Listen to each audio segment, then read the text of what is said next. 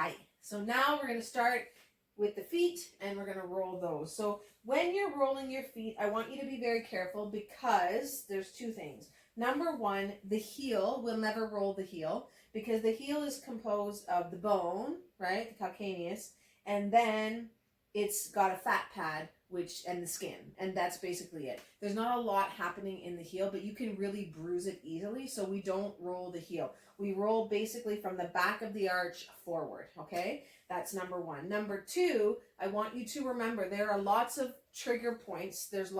Pressure points in the bottom of your foot that correspond to other parts of the body. So if you know about reflexology, if you press a certain part of your foot, it is connected to a part of your body. So please be mindful of that, because if you press really, really hard and you're like, I don't really feel anything, and that's possible. You might not feel anything, and rolling your feet will feel different than rolling other parts of your body, okay? There's smaller muscles in there, they're closer together, but they're still very important. So just be mindful of it, because if I press down really hard or I roll hard on a part of my foot that corresponds to another part of my body, that then can affect that part of the body. So just bear that in mind, okay? So you can do foam rolling of your feet standing up, or you can do it sitting down on a chair. And so, basically you're just going to, I'm going to roll my right foot today.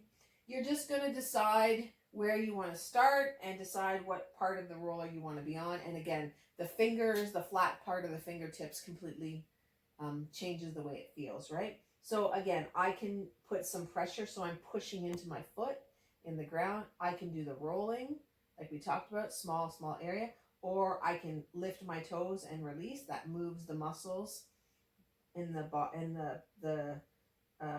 plantar fascia in the bottom of my foot.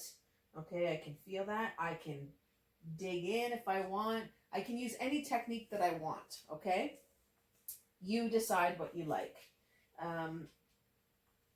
Trigger Point makes this little Moby ball, which is designed specifically for your feet.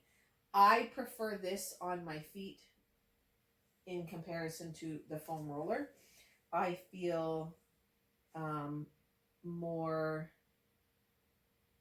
intensity, and I feel that it gets into my feet a little bit better, if that makes sense.